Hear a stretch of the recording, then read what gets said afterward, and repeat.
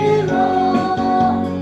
Anh chỉ đi đẹp chuẩn, nó bằng đen, lỡ qua số, cả hoa đi. Nó bằng đen, cả đời là xoay ru, nó số, bắt yang bắt sẽ là lòng ru. Nó bằng đen để ta đi, lần Isua lần đi.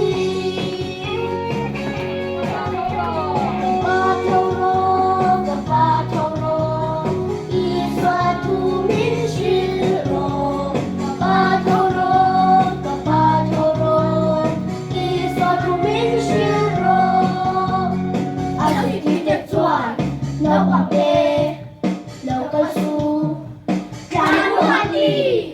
Nó bằng đê, đừng nên là xoay ru, nó su, bắt cho nó sẽ là làm du.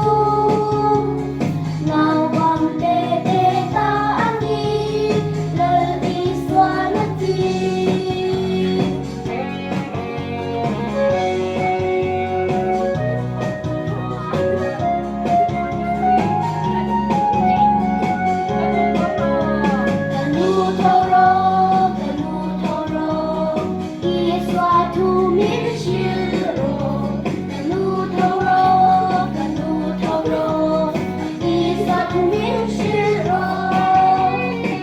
Hrilh.